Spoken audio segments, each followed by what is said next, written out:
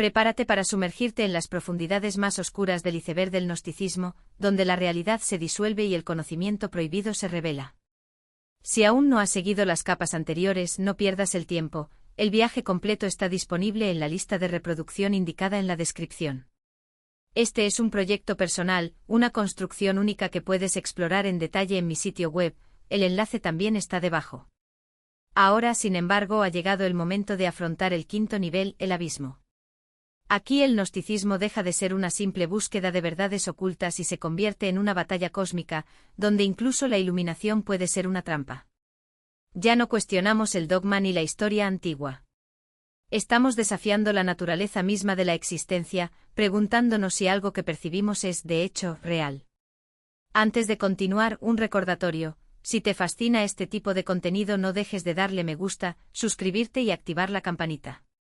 De esta manera, garantizas que no te perderás ninguna de las próximas inmersiones en este intrigante universo.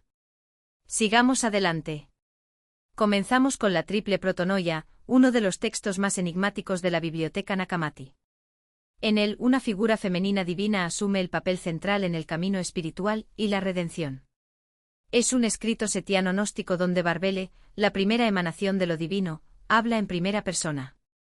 Esta voz, identificada como el pensamiento primordial, es la fuente de vida y conocimiento, manifestándose en tres formas: Padre, Madre e Hijo, aunque permanece invisible, capaz solo de revelarse. Ella desciende al inframundo, iluminando la oscuridad y compartiendo secretos a través de sus palabras. El texto narra cómo Sofía, la sabiduría, descendió para frustrar los planes del malévolo Yaldabaoth, el demiurgo, que había usurpado su poder. Yaldabaoth intenta crear la humanidad a su imagen, pero este acto se vuelve en su contra. Sofía, a su vez, fortalece a quienes le pertenecen y les enseña a regresar al reino divino.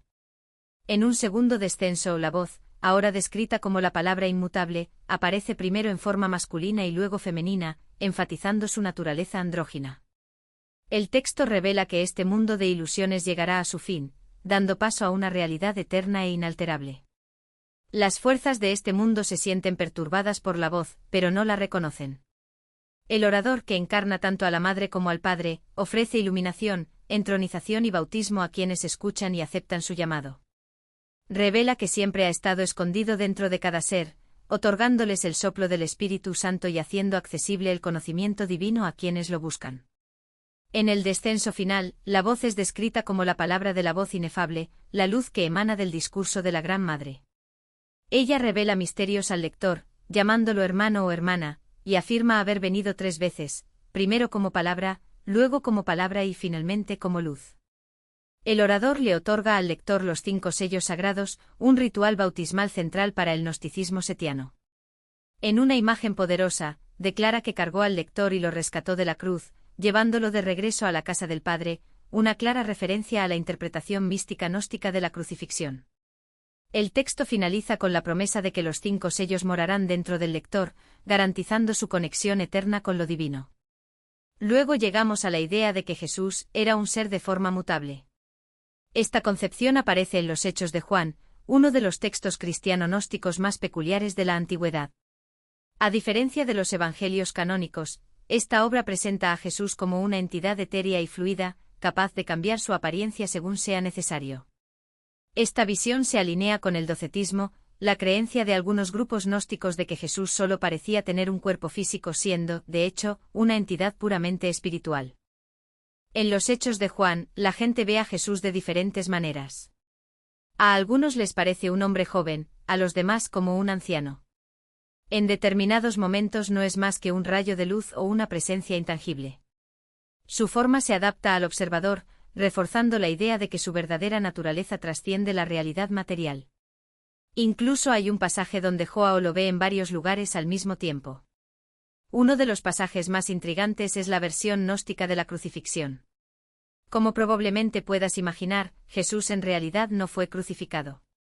En cambio, se cierne sobre la cruz, riendo mientras lo que parece ser su cuerpo físico sufre debajo. Esto refleja la creencia central del gnosticismo de que Cristo nunca perteneció verdaderamente al mundo material, habiendo asumido una forma ilusoria solo para guiar a la humanidad hacia la verdad espiritual. La idea de que Jesús pudiera cambiar de forma, evitar el sufrimiento o incluso escapar de la muerte habría sido considerada una herejía grave por los primeros líderes de la Iglesia. No es de extrañar que este texto fuera suprimido y permaneciera perdido durante siglos. Finalmente exploramos el concepto de la prisión de hierro negro, una de las interpretaciones modernas más inquietantes del pensamiento gnóstico. Creada por Philip K. Dick, esta idea describe un sistema de control invisible que mantiene a la humanidad atrapada en una realidad ilusoria. La idea surgió de sus experiencias visionarias en 1974, cuando Dick se convenció de que el mundo no era lo que parecía. Algo oculto manipuló la percepción humana para preservar un status quo opresivo. Dick experimentó una serie de intensas visiones que transformaron por completo su comprensión de la realidad. Llamó a este periodo 2 de marzo del 74 y creía que había recibido conocimiento oculto directo similar a la gnosis, un repentino despertar espiritual. Para él, el mundo que lo rodeaba no era real, el tiempo era una ilusión y una fuerza superior intentaba despertar a la humanidad de su engaño. Dick describió estas experiencias como anamnesis, la recuperación repentina de un conocimiento olvidado, un concepto que se remonta tanto a la filosofía de Platón como a las ideas gnósticas sobre el alma que recuerda sus orígenes divinos. Una de sus conclusiones más radicales fue que el Imperio Romano nunca había caído realmente. Creía que bajo la superficie de la sociedad moderna todavía operaba una estructura metafísica opresiva, diseñada para suprimir la iluminación. Dick llamó a este sistema oculto la prisión de hierro negro, viéndolo como una versión actualizada del gobierno del demiurgo sobre el mundo material. En su libro Valis de 1981, describe la prisión de hierro negro como una estructura invisible que da forma a la conciencia humana, manteniendo a las personas ciegas a su verdadera naturaleza. Esta idea hace eco directamente de la creencia gnóstica de que el demiurgo y sus arcontes construyeron una realidad falsa para impedir que las almas reconocieran sus orígenes divinos. Según Dick, la historia misma es una de tus creencias en práctica. Si bien muchos textos gnósticos se limitan a narrar mitos cosmogónicos o revelaciones divinas, el libro de Geu profundiza en el corazón de la experiencia espiritual, ofreciendo un mapa preciso para quienes buscan trascender las ilusiones del mundo material. Las instrucciones no son meras abstracciones teológicas, sino herramientas concretas, casi alquímicas, para disolver las cadenas que atan el alma a los dominios del demiurgo. Los rituales descritos son meticulosos y requieren una disciplina casi ascética por parte del iniciado. Existen fórmulas para invocar poderes divinos, nombres sagrados que deben pronunciarse con exactitud y diagramas simbólicos que funcionan como portales a dimensiones superiores. Cada paso es un paso más allá de la prisión de hierro negro, un ascenso gradual hacia la luz del pleroma. Los sonidos vibratorios como el famoso IEOU no son aleatorios, llevan en su interior la frecuencia de la creación divina, capaz de romper las barreras impuestas por los arcontes. Es como si el texto ofreciera una clave sónica, un código para desbloquear la percepción y acceder a realidades ocultas. Lo que hace que el libro de Geu sea aún más fascinante es su naturaleza esotérica. No estaba destinado al público en general, sino a una élite espiritual, a aquellos que ya habían despertado a la falsedad del mundo y buscaban medios prácticos de liberación. Los manuscritos, llenos de notas cifradas y símbolos superpuestos, sugieren un conocimiento transmitido oralmente de maestro a discípulo en círculos cerrados. Esta tradición secreta tiene eco en otras corrientes místicas, como el hermetismo o el sufismo, donde la verdad no se enseña, sino que se experimenta a través de rituales e iniciaciones. Y aquí reside la genialidad del texto, no se contenta con describir el camino, sino que construye el camino. Las prácticas de ascensión espiritual no solo se describen, sino que se llevan a cabo en el propio cuerpo del iniciado. El canto de nombres divinos, la meditación sobre diagramas sagrados, la repetición de fórmulas secretas, todo esto funciona como una tecnología espiritual, una máquina de guerra contra la ignorancia impuesta por el demiurgo. El libro de Geu no es un manual teórico, sino una guía de supervivencia para almas atrapadas en un cosmos hostil. Curiosamente, este enfoque ritual encuentra paralelos sorprendentes en tradiciones posteriores. Los Rosacruces, por ejemplo, también utilizaban símbolos e invocaciones para acceder a planos superiores, mientras que los cabalistas meditaban sobre las letras del alfabeto hebreo como claves de la realidad divina. Incluso en las prácticas contemporáneas, como la magia del caos o ciertos aspectos del chamanismo, vemos la misma búsqueda de métodos concretos para alterar la conciencia y trascender los límites del mundo material. El libro de Geu, en este sentido, es un antiguo precursor de una sabiduría que abarca siglos, la idea de que la liberación no es solo un concepto sino una acción. Pero el texto va más allá de la técnica. También revela una profunda visión de la naturaleza de la realidad. Los rituales no son meros ejercicios espirituales, sino actos de resistencia contra las fuerzas que gobiernan el mundo. Cada invocación, cada nombre pronunciado, es un golpe contra la tiranía del demiurgo. Los arcontes en su arrogancia creen que lo controlan todo, pero el libro de Geu demuestra que existen lagunas en el sistema, caminos secretos que les permiten escapar de su dominación. Es como si los gnósticos descubrieran un defecto en la matriz, un punto débil en la prisión de hierro negro, y compartieran este conocimiento con aquellos dispuestos a luchar por su libertad. Y esta lucha no es solo individual, sino cósmica. El libro de Geu sugiere que la ascensión de una sola alma debilita el poder del demiurgo, como si cada liberación fuera una grieta en el tejido de la ilusión. Los rituales, por tanto, no son solo para el beneficio del iniciado, sino para el equilibrio del universo. Al despertar, el gnóstico no solo se salva a sí mismo sino que contribuye a la caída del dios falso. Esta idea resuena en otras tradiciones, como el budismo tántrico, donde la iluminación de un ser acelera la liberación de todos los demás. En definitiva, el libro de Geu es más que un texto antiguo, es un manifiesto de rebelión espiritual. Desafía la noción de que el mundo es inmutable, que las leyes del demiurgo son absolutas. Con sus fórmulas y diagramas, ofrece una alternativa radical: la realidad puede reescribirse, la prisión puede romperse y el alma puede efectivamente encontrar el camino de regreso a casa. Y quizás este sea el mensaje más poderoso del gnosticismo, que incluso en la oscuridad más profunda, siempre hay una chispa de luz y un camino a seguir. Y poner estas creencias en práctica no es una tarea sencilla. El texto, en muchas secciones, desafía incluso a los más dedicados, como si su propio lenguaje fuera un velo que debe ser develado. Pero es precisamente en esta oscuridad donde reside su poder. Estructurado como un diálogo íntimo entre Jesús y sus discípulos, revela un camino de ascensión, no un escape pasivo, sino una subida consciente a través de los niveles celestiales, donde cada esfera requiere una clave, un conocimiento, una purificación. Estas no son lecciones para las masas, sino secretos reservados para aquellos que ya han despertado, que han alcanzado el gnosis, la comprensión que trasciende la mera fe. El proceso es meticuloso, casi alquímico. Existen rituales de purificación, donde el agua y la luz lavan las impurezas del alma.